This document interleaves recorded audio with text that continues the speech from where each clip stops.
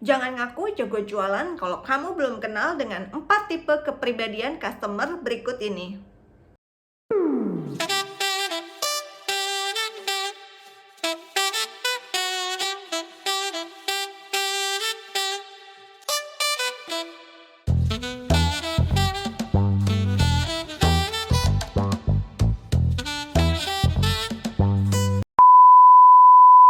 Seringkali seorang sales itu terlalu percaya diri, menggebu-gebu, penuh antusias ketika berhadapan dengan customer untuk menawarkan suatu produk gitu. Padahal mereka sendiri pun tidak tahu karakter seperti apa orang yang ada di hadapannya begitu. Bisa jadi customer kalian itu justru lebih pintar dibanding salesnya gitu. Jadi sebetulnya mereka jangan-jangan tidak membutuhkan banyak penjelasan kalian gitu. Atau karakter customer kalian itu memang tidak suka digurui gitu. Jadi kalian harus pintar-pintar memberikan treatment saat approach ke customer begitu.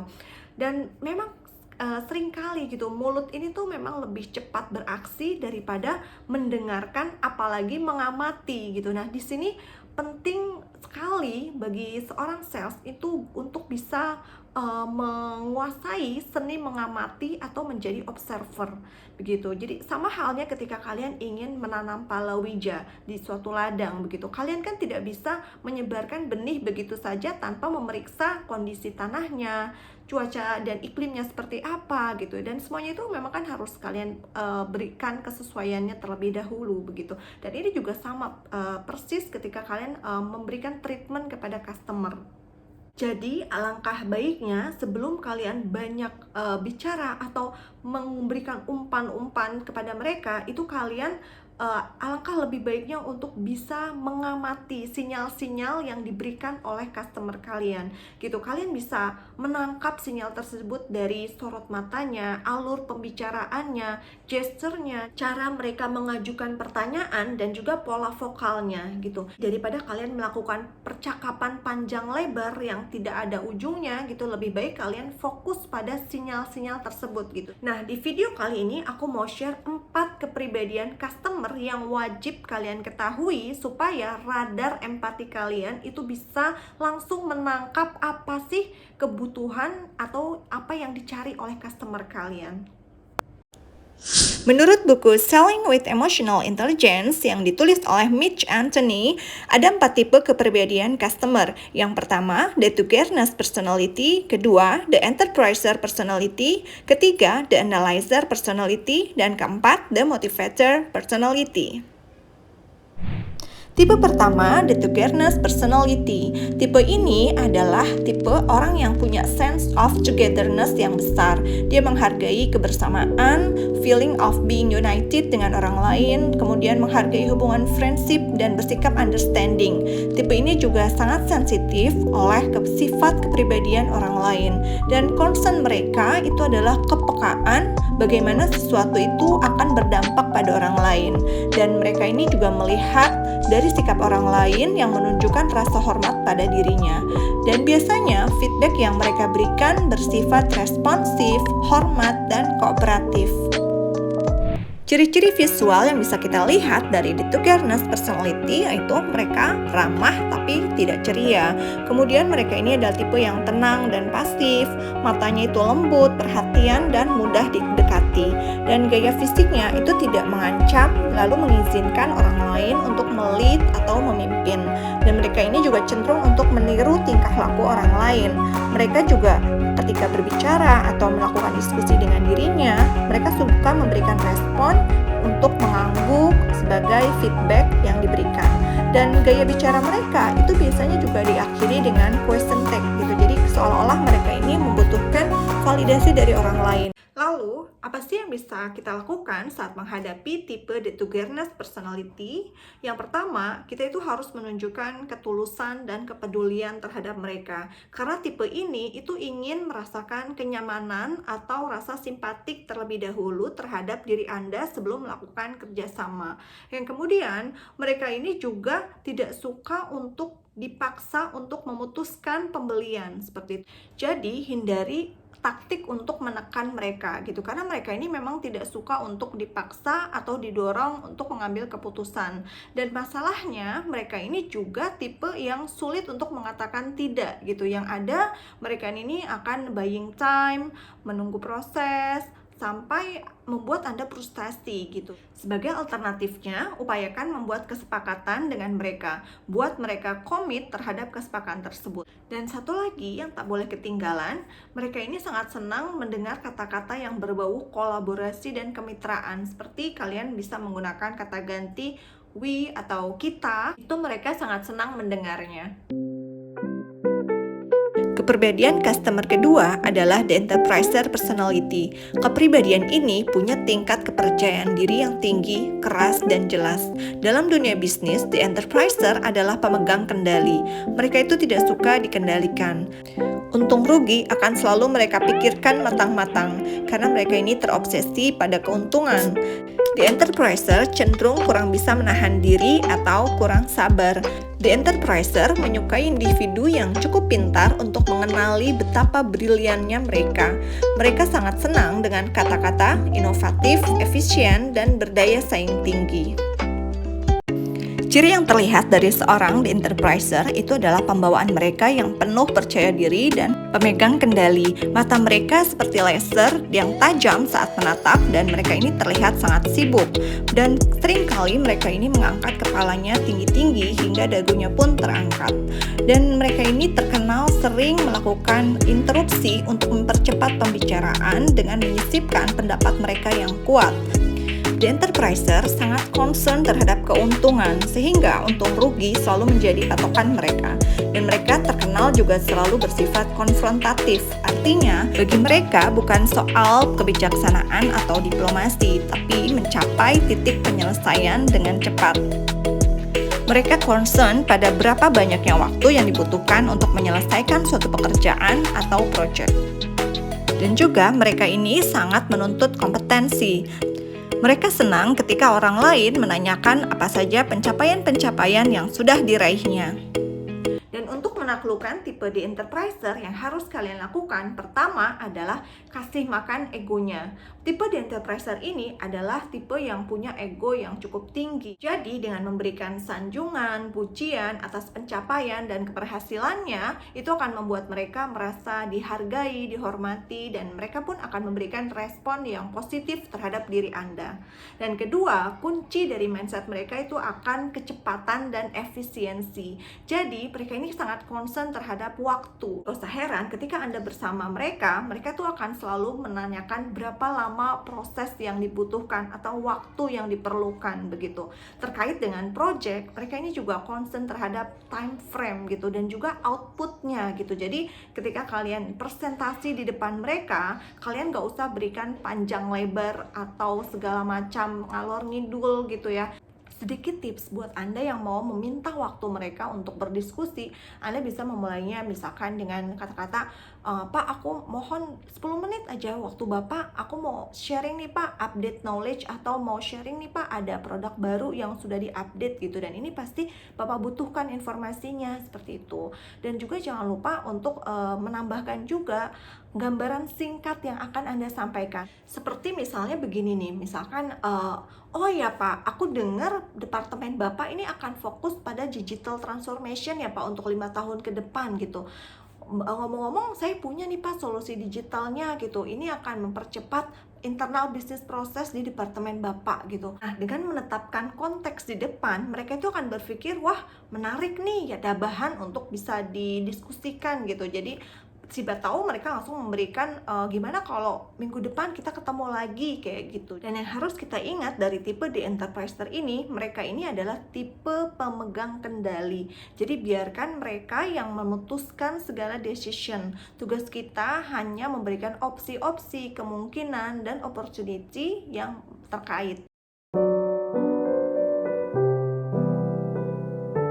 Tipe kepribadian ketiga yaitu the analyzer personality. Tipe ini tergolong tipikal yang sulit dipengaruhi karena mereka sangat terkendali. Mereka mampu mengendalikan emosi mereka sendiri sehingga menolak upaya orang lain untuk membujuknya. The analyzer selalu menginginkan informasi, bukan emosi. Selalu awali pembicaraan dengan fakta dan dapatkan perhatiannya. Mereka suka mendapatkan informasi sedetail mungkin. Hal ini wajar karena concern mereka adalah do the right things.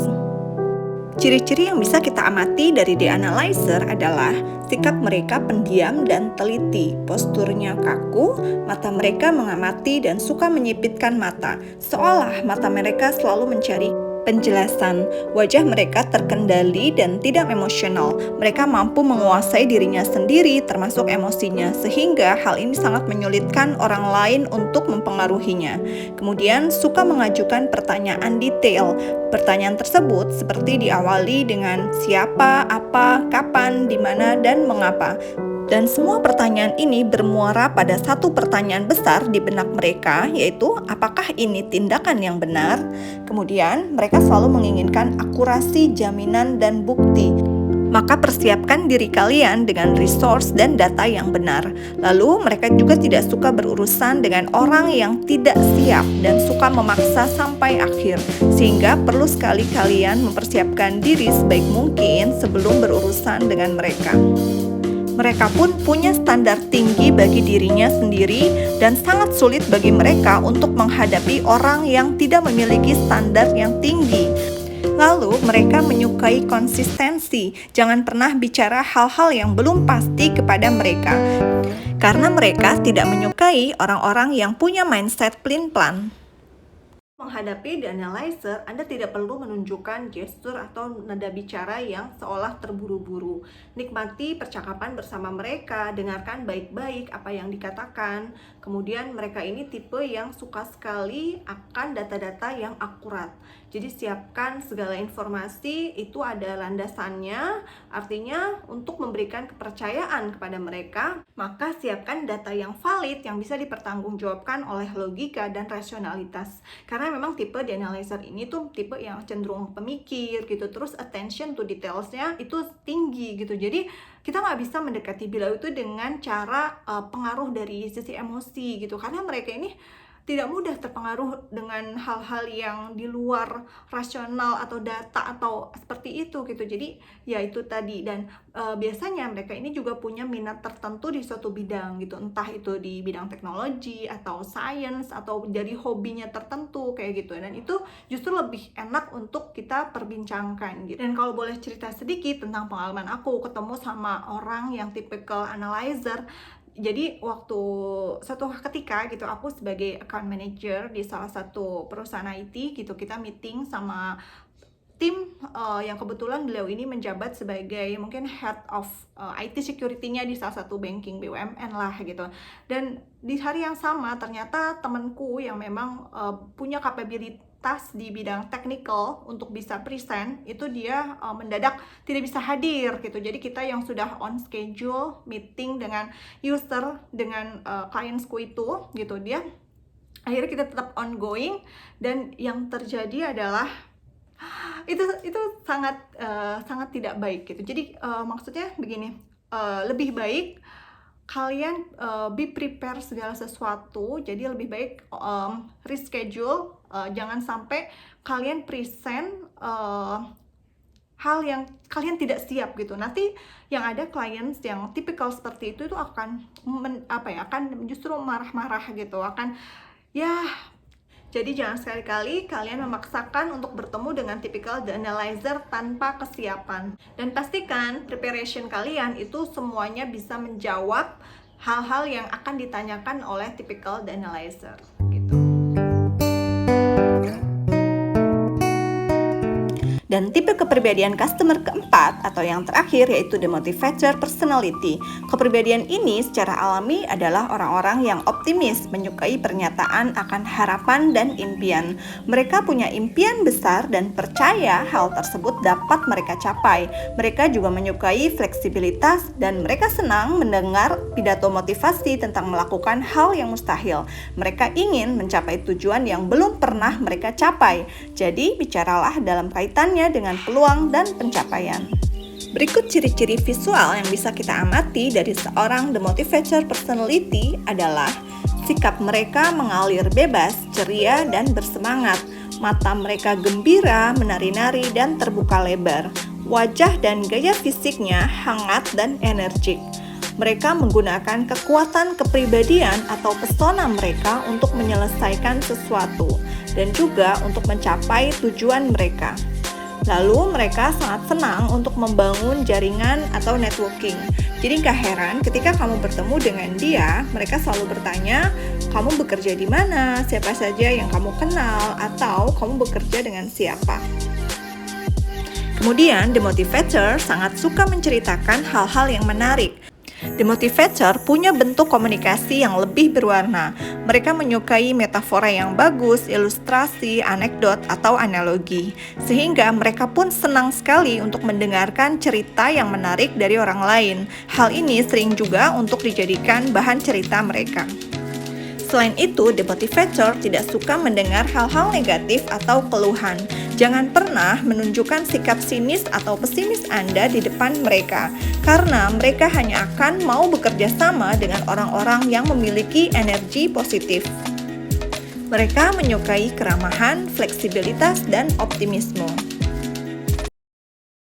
Untuk menaklukkan tipe The Motivator, kalian harus bersemangat, penuh ceria gitu, karena dia ini memang tipikal yang people oriented, humanis gitu. Jadi pembawaan kalian pun harus bersahabat gitu, harus merangkul mereka begitu. Jadi perlu disejajarkan energinya gitu, energi positif harus kita keluarkan supaya menarik kesan bagi mereka gitu. Dan mereka ini juga senang sekali untuk bercerita gitu. Jadi tanyakan saja bagaimana kisah perjalanan hidupnya, bagaimana mereka meraih kesuksesan, bagaimana tujuan hidup mereka, seperti itu. Itu pasti mereka akan senang sekali gitu. Dan mereka juga senang untuk dijadikan pusat perhatian gitu. Jadi senang untuk diperhatikan seperti itu. Dan pendekatannya pun kalian bisa lakukan pendekatan secara informal gitu. Saat bekerja sama, mereka ini akan fokus pada imbalan apa yang akan mereka terima gitu. Jadi bisa jadi itu sebuah pengakuan atau rasa gembira atau pendapatan yang mereka dapatkan gitu. Itu akan concern mereka seperti itu. Untuk meyakinkan tipe demotivator saat kita melakukan penjualan, kita bisa ceritakan success story dari customer-customer existing yang sudah pernah pakai produk kita gitu. Dan mereka itu akan sangat percaya gitu, antusias gitu, karena sudah ada testimoni yang berhasil dari customer-customer sebelumnya. Misalnya kalian tawarkan kayak gini, oh ya Pak, customer sebelah sudah berhasil loh pakai software ini, mereka bisa saving setahun tuh 100% seperti itu, dan perusahaannya jadi bisa autopilot seperti itu, dan sudah digunakan juga ke 100 cabang perusahaannya seperti itu. Pokoknya kalian ketika bersama demotivator, saat kalian present suatu produk atau melakukan penjualan di depan mereka, kalian harus penuh antusias, penuh keyakinan, penuh semangat seperti itu untuk memperkenalkan potensi produk atau layanan yang kalian tawarkan begitu. Dilihat dari cara menyelesaikan masalah, antara analyzer dan motivator itu punya perbedaan yang sangat signifikan. Kalau di analyzer, mereka ini percaya akan kekuatan proses yang linear dari A ke B, B ke C, C ke D seperti itu. Sedangkan the motivator, mereka ini lebih menyukai pendekatan secara personal gitu, one by one gitu. Artinya lebih mengutamakan kekuatan kepribadian gitu, bagaimana dirinya bisa mempengaruhi orang lain dengan kekuatan personanya, karismatiknya seperti itu. Dan juga untuk pendekatan bekerja sama dengan seseorang, mereka ini itu sangat senang bekerja sama dengan orang-orang yang menyenangkan, yang tidak terlalu serius gitu. Jadi mereka juga senang to do something together dengan orang-orang yang bisa having fun bareng kayak gitu. Dan itulah tadi keempat kepribadian customer yang bisa kita pelajari bersama. Jadi memang setiap orang terlahir di dunia itu mereka punya blueprint DNA-nya masing-masing, dan yang menjadikan setiap orang itu unik gitu. Dan blueprint tersebut yang akan mempengaruhi mereka di dalam perspektifnya, gaya bicaranya, dan juga gaya mereka merespon tanggapan orang lain seperti itu. Dan tugas kita sebagai frontliner atau orang yang sering kali berinteraksi dengan orang lain itu harus pintar-pintar menggunakan intuisi kita untuk bisa mempengaruhi orang lain dan juga memberikan tingkat kenyamanan ketika berinteraksi dengan orang lain.